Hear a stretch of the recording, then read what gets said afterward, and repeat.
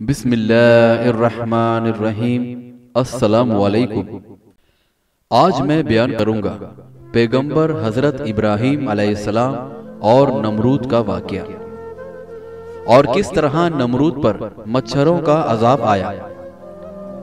उस जमाने की बात है जब बाबुल में एक जालिम व जाबिर बादशाह हुकूमत किया करता था। उस बादशाह का नाम नमरूद था। अल्लाह ताला ने उसको अपनी हर नेमत से नवाजा और ये 400 साल तक हुकूमत करता रहा। होना तो ये चाहिए था कि ये अल्लाह ताला का शुक्र अदा करता, मगर ये तो खुदाई का दावा कर बैठा। उसने अपनी तमाम रियाया को हुक्म दिया कि जिस तरह वो बुतों के सामने सजदा करते हैं उसी तरह उसके दरबार में उसको खुदा समझते हुए सजदा किया करें, और जिस तरह लोग चांद, सूरज और सितारों की इबादत करते हैं उसी तरह उसकी भी इबादत किया करें। गर्ज ये कि जुल्म और जहालत का अंधेरा हर तरफ छाया हुआ था। अल्लाह ताला ने उनकी हिदायत के लिए अपने पैगंबर सैयदना इब्राहीम अलैहिस्सलाम को भेजा। सैयदना इब्राहीम अलैहिस्सलाम ने अल्लाह ताला की वहदानियत का दर्स अपने घर से शुरू किया। हजरत इब्राहीम अलैहिस्सलाम के वालिद का नाम तारिक था और उनका लक़ब आज़र था। आज़र बुत बनाने वाले को कहते हैं और आज़र बुतों को बनाया भी करते थे और उसकी पूजा भी करते थे।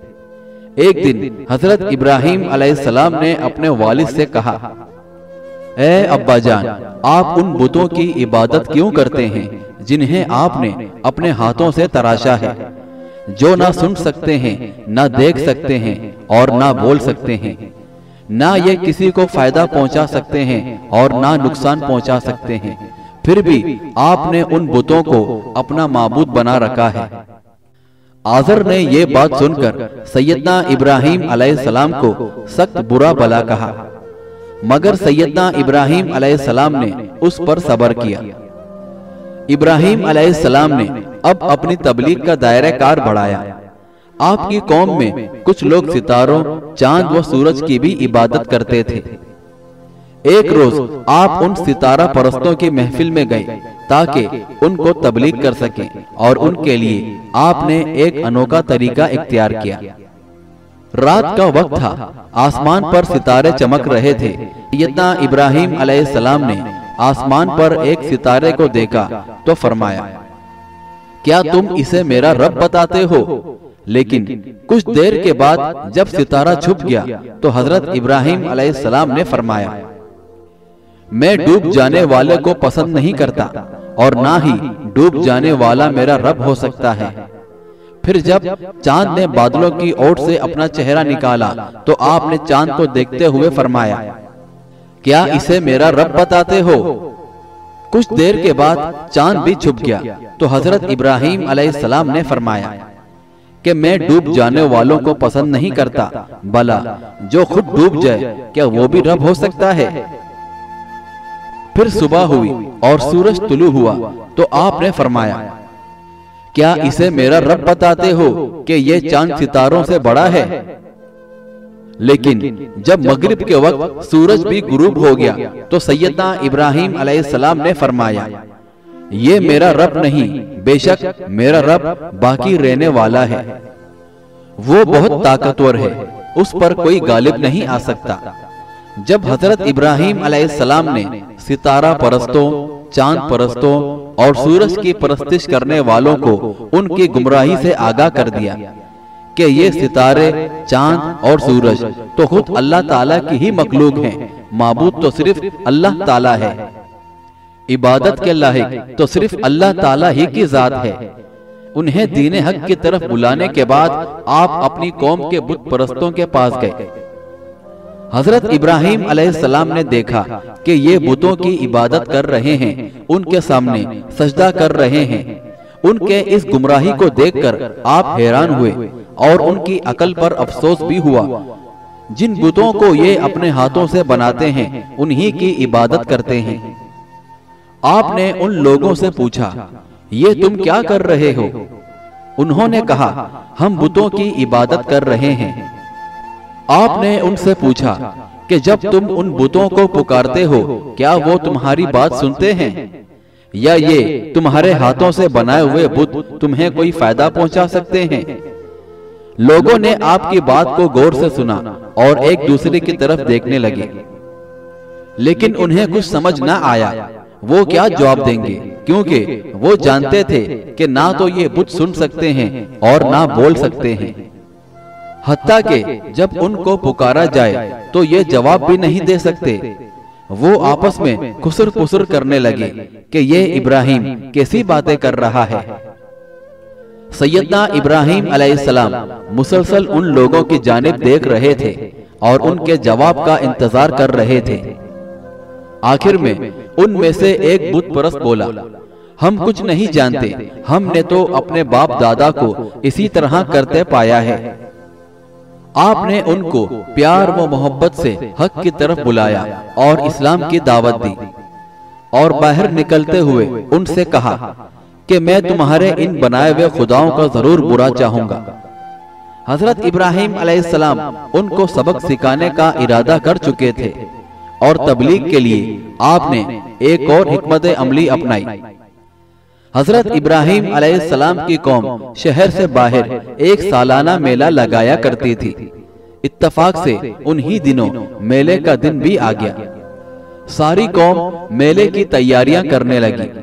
जिस दिन सब मेले में जाने लगे तो सब ने आपसे भी मेले में जाने का कहा, लेकिन आपने जाने से इनकार कर दिया। बहरहाल जब सब लोग मेले में चले गए, सैयदना इब्राहिम अलैहिस्सलाम अकेले रह गए। तो आपने कुल्हाड़ा उठाया और बुत खाने पहुंच गए। बुतों के सामने मिठाइयां रखी हुई थी। आपने उनसे कहा कि तुम उनको क्यों नहीं खाते? क्या तुम सुनते हो? क्या तुम बोलते हो? उसके बाद आपने उन बुतों को तोड़ना शुरू कर दिया, सिवाय एक बुत के। आपने उन तमाम बुतों को तोड़ दिया और कुल्हाड़ा बड़े बुत के कंधे पर रखकर वापस घर लौट आए।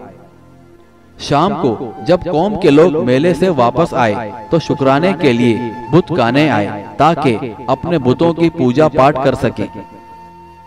लेकिन जैसे ही वो बुत खाने में दाखिल हुए तो बुतों की हालतें जार देखकर वो हक्का बक्का रह गए कि किसी बुत का सर टूटा हुआ है तो किसी का हाथ तो किसी का पांव। उसके बाद वो लोग कहने लगे, हमारे बुतों के साथ ये सुलूक किसने किया है? उनमें से किसी ने कहा कि हमने एक नौजवान को इन बुतों के खिलाफ कहते सुना, वो हमारे उन बुतों की बुराई करता था। वो सब बोले कि उस नौजवान को सामने लाया जाए।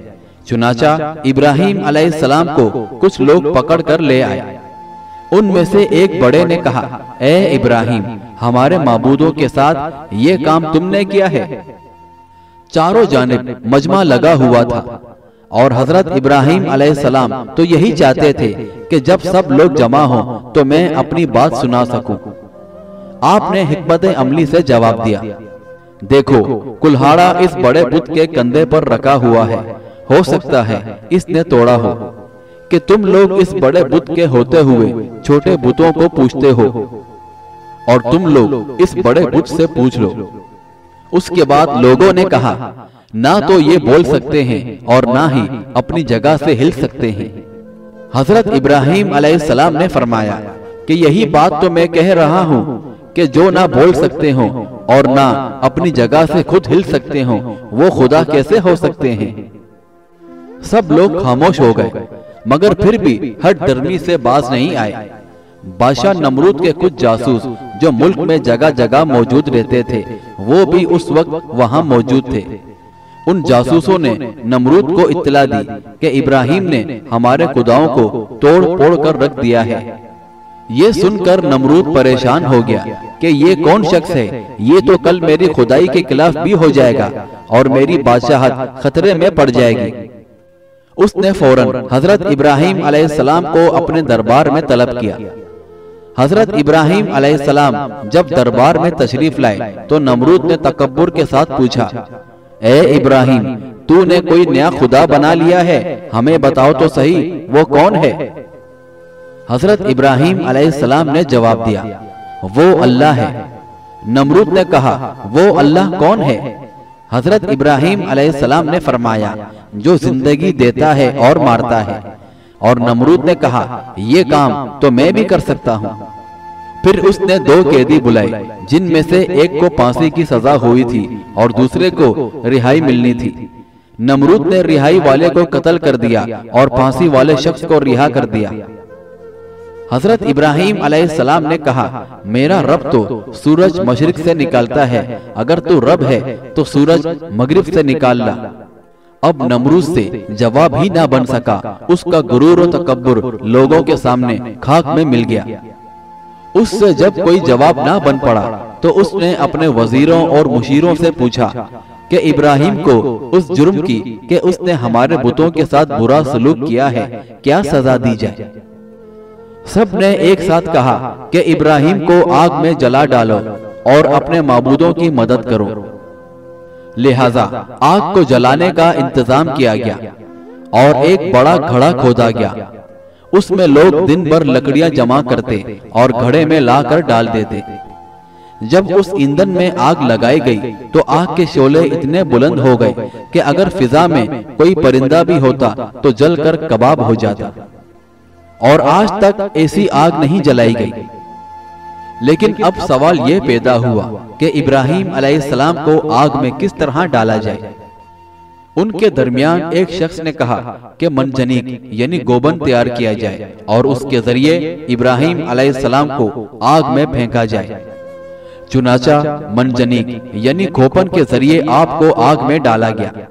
मगर उसी वक्त अल्लाह ताला ने आग को हुक्म दिया, ए आग, इब्राहिम पर ठंडी हो जा और सलामती वाली बन जा।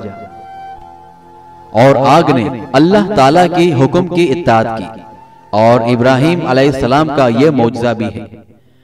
नमरूद अपने महल की छत से सैयदना इब्राहिम अलैहिस्सलाम के आग में फेंके जाने का मंजर देख रहा था। उसने देखा कि आग के दरमियान एक खूबसूरत सा बाग है और उसमें बैठे हुए हैं और आपके साथ एक खूबसूरत शख्स यानी फरिश्ता भी बैठा हुआ है। बहरहाल जब सैयदना इब्राहिम अलैहिस्सलाम आग से सलामती के साथ बाहर निकल आए तो आपने एक मर्तबा फिर उन लोगों को दावत दी। मगर ये कौम हट दरम ही रही और ईमान ना लाई। बल्कि नमरूद ने कहा, ए इब्राहिम, मैं तुम्हें भी कत्ल कर दूंगा और तुम्हारे खुदा को भी। जाओ अपने खुदा से कहो वो अपनी फौज लेकर आए और मैं अपनी फौज लेकर आता हूँ। अभी मालूम हो जाएगा कि सबसे बड़ा खुदा कौन है। अल्लाह ताला को उसकी ये गुस्ताखी पसंद ना आई और अल्लाह ताला ने उस कौम पर मच्छरों का अजाब भेजा। मच्छर इतने ज्यादा थे कि उनसे सूरज चुप जाता था, जमीन पर धूप नहीं आती थी। मच्छरों ने उनके खून चूस लिए, गोश्त चाट लिए, सिवाय नमरूद के बाकी सबकी हड्डियां ही बाकी रह गई। नमरूद देखता रहा मगर कुछ ना कर सकता था। फिर एक मच्छर उसकी नाक के रास्ते दिमाग में घुस गया और कई साल तक उसका मगज काटता रहा।